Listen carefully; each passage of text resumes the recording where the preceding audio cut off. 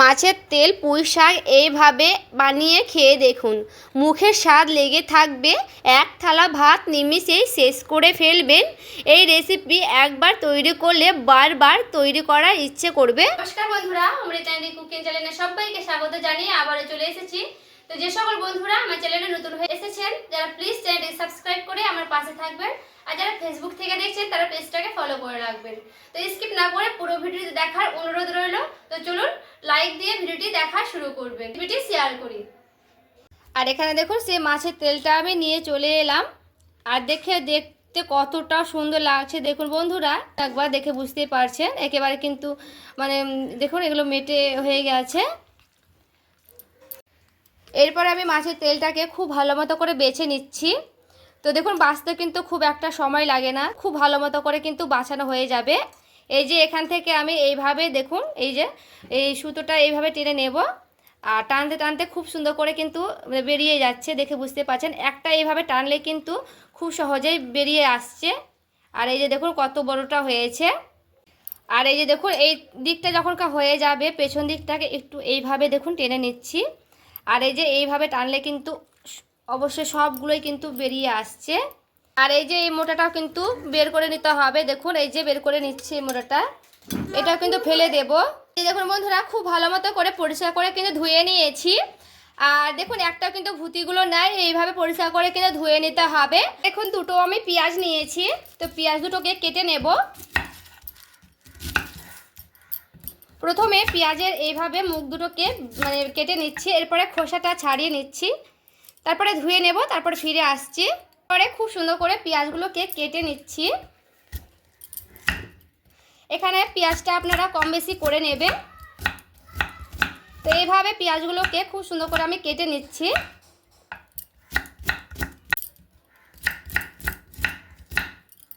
দেখুন পেঁয়াজ দুটো খুব ভালো মতো করে কিন্তু কেটে নিয়েছি। আর এখানে মাছের তেলে আপনারা পেঁয়াজটা বেশি দিলে কিন্তু বেশি দিতে পারবেন। তো এখানে কিন্তু দুটো পেঁয়াজ দিলে হয়ে যাবে। তো একটা বাটিতে আমি উঠিয়ে নিলাম। আর এখানে দেখুন দুটো পটল নিয়েছি, আর একটা আমি আলু নিয়েছি।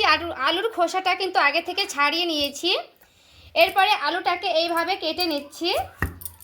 তো দেখুন আলুটা কিন্তু এইভাবে কেটে নিতে হবে। তো যেভাবে আমি কাটছি একবার এইভাবে দেখে নিন। তো এইভাবে ছোট ছোট পিস করে কিন্তু কেটে নেব আলুগুলোকে, খুব একটা বড় বড় করব না। তো এখানে আমি একটাই আলু দিচ্ছি, আপনারা কিন্তু চাইলে দুটো দিতে পারেন। এখানে দেখুন একটা গোটা আমি আলু কেটে নিলাম। আর এখানে যে আমি দুটো পটল নিয়েছিলাম, সেই পটল দুটোকেই এইভাবে কেটে নেব।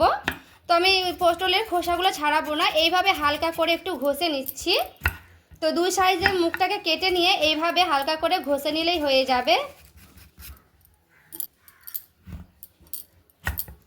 একটু ছোট ছোট করেই কাটবো পটলটাকে, এই যে এইভাবে কেটে নিচ্ছি, খুব একটা বড় করব না। আর এখানে টাটকা পটলটাই কিন্তু নেওয়ার চেষ্টা করবেন, একেবারে কচি নরমটা। তো এখানে আমি দুটোই পটল কেটে নেব এইভাবেই। আর এখানে দেখুন দুটোই পটল আমি খুব ভালো মতো করে কেটে নিলাম। আর আলুটাকে খুব সুন্দর করে ধুয়ে নেব। তো জল পাল্টে পাল্টে অফ ক্যামেরায় দুইবারের মতো ধুয়ে নেব। দেখুন চারটের মতো লঙ্কা নিয়েছি। লঙ্কাটা কিন্তু আপনারা ঝালের পরিমাণটা আপনার নিজেদের পছন্দ মতো নিয়ে নেবেন। একটু এইভাবে আমি হালকা করে কাট লাগিয়ে নিলাম, খুব একটা ছোট ছোট করব না, খুব বড় বড় করব না, যদি বাচ্চারা খায় তখন মুখে পড়লে ঝাল লাগবে। তো এইভাবে একটু বড় বড় করে কেটে নিলাম। এখানে দেখুন কড়াই আমি বসিয়ে নিয়েছি। এখানে আমি একটা ভাজা মশলা রেডি করব এই তেলটা রান্না করার জন্য। তো দিয়ে দিচ্ছি 5 ফোড়ন, অল্প পরিমাণে দেব। চামচের মতো দিয়ে দিচ্ছি গোটা জিরে। এরপরে খুব ভালো মতো করে এইভাবে নাড়াচাড়া করে নিচ্ছি। এটাকে একটু ভালো মতো করে ভাজা ভাজা করে নিতে হবে। আর দেখুন খুব সুন্দর একটা সেন্ট বেরোচ্ছে, ভাজানো হয়ে গেছে খুব ভালো মতো করে। এটাকে খুব ভালো মতো করে শিলনোড়াতে আমি আধা ভাঙা দেখুন আমি একটা বাটিতে ঢেলে নিলাম। এরপরে ওই কড়াইয়ের ওপরে দিয়ে দিচ্ছি তেল, অল্প পরিমাণে দেব তেলগুলো। দেখুন তেলটা খুব সুন্দর গরম হয়ে গেছে। আর এখানে আমি প্রায় 2 বারের মতো আলু আর পটলটা ধুয়ে নিয়েছিলাম। এরপরে দিয়ে দিচ্ছি। এরপরে আলু আর পটলটাকে খুব সুন্দর করে নাড়াচাড়া করে নেব। এরপরে দেখুন পটল আর আলুটা কিন্তু খুব ভালো মতো করে ভেজে নিয়েছি। তো এইভাবে ভেজে নিতে হবে। এরপরে আমি উঠিয়ে নিচ্ছি আলু আর পটলটাকে। পরে ওই কড়াই আমি দিয়ে দিচ্ছি আবারও অল্প পরিমাণে তেল, যেহেতু তেলে মানে মাছের তেলে কিন্তু অনেকগুলো তেল ছাড়ে, তার জন্য কিন্তু অল্প করে তেলটা দিলাম। এরপরে দিয়ে দিচ্ছি পেঁয়াজ আর সেই লঙ্কাটাকে, কাঁচা লঙ্কা চিরাগুলো। এরপরে পেঁয়াজ আর লঙ্কাগুলোকে খুব ভালো মতো করে এভাবে ভেজে নেব। আর এখানে আমি নিয়ে নিচ্ছি দেখুন কটা রসুন। তো রসুনটাকে এইভাবে আমি হালকা করে থেঁতো করে নিচ্ছি। এমনি শিলনোড়াতেও থেঁতো করে নিতে পারবেন, তো আমি এইভাবে সেই সাঁড়াশিটা দিয়ে একটু থেঁতো করে নিচ্ছি। দেখুন এইভাবে কিন্তু থেঁতো করলেই হয়ে যাবে। এরপরে খুব ভালো মতো করে একটু নাড়াচাড়া করে নিচ্ছি। এরপরে দেখুন পেঁয়াজটা এইভাবে লাল লাল করে ভেজে নিয়েছি। এরপরে ওই সেই আলু আর পটল ভাজাটা আমি এইভাবে দিয়ে দেব। একই সঙ্গে কিন্তু দুইবার খুব ভালো মতো করে নাড়াচাড়া করে নিচ্ছি। দিয়ে দিচ্ছি সে অর্ধেক টমেটো কাটাটা, অল্প পরিমাণে লবণ, যেমন পরিমাণ লাগবে সেই পরিমাণটা দিয়ে দিতে হবে। দিয়ে দিচ্ছি হলুদের গুঁড়া, কাশ্মীরি লঙ্কার গুঁড়া। এরপরে খুব ভালো মতো করে একটু নাড়াচাড়া করে নিচ্ছি এইভাবে। এখানে সমস্ত কিছু খুব ভালো মতো করে ভাজা হয়ে গেলে দিয়ে দিতে হবে সেই মাছের তেলগুলোকে। আর দেখুন মাছের তেলটা দেখে কতটা লোভনীয় হয়েছে। এবার পুরোপুরিভাবে কিন্তু ধোয়ানো হয়ে গেছে। এরপরে মাছের তেলটা আমি দিয়ে দিলাম। তো মাছের তেলটা দিয়ে এইভাবে খুব সুন্দর করে নাড়াচাড়া করে নিতে হবে। এরপরে দেখুন মাছের তেলটা দেওয়ার পরে গ্যাসের আঁচটা একটু কমিয়ে দিয়েছিলাম। তারপরে এই যে তেলগুলো মানে ছাড়তে লেগেছে, এই কারণে কিন্তু তেল আমি অল্প করে দিয়েছি, কারণ মাছের তেলে কিন্তু প্রচুর পরিমাণে তেল থাকে। আর এইভাবে খুব ভালো মতো করে গ্যাসের আঁচটা কমিয়ে কমিয়ে ভেজে দিতে হবে। তারপরে দেখবেন তেলগুলো অনেকগুলোই তেল ছেড়ে যাবে মাছের তেল থেকে। এখানে আমি খুব ভালো মতো করে নাড়াচাড়া করে নিয়েছি। আর এখানে দেখুন আমি কটা পুঁই পাতা নিয়েছি। এখানে কিন্তু বেশি নিইনি, প্রায় দেখুন 5 থেকে 6টা পাতা নিয়েছি। এই কটা হলে কিন্তু হয়ে যাবে। এর থেকে বেশি নিতেও পারবেন, আবার কমও নিতেও পারবেন। তো এই পুঁই পাতাটাকে একটু এইভাবে আমি খুব সুন্দর মিহি মিহি করে কেটে নিচ্ছি। তো দেখুন এইভাবে কিন্তু খুব সুন্দর করে মিহি মিহি করে কেটে নিলাম। আর যে পুঁই পাতাগুলো আমি কেটে নিয়েছিলাম আর খুব ভালো মতো করে ধুয়ে নিয়েছি পুঁই পাতাগুলো। এরপরে পুঁই পাতাটা দিয়েও খুব ভালো মতো করে এইভাবে নাড়াচাড়া করে নিচ্ছি।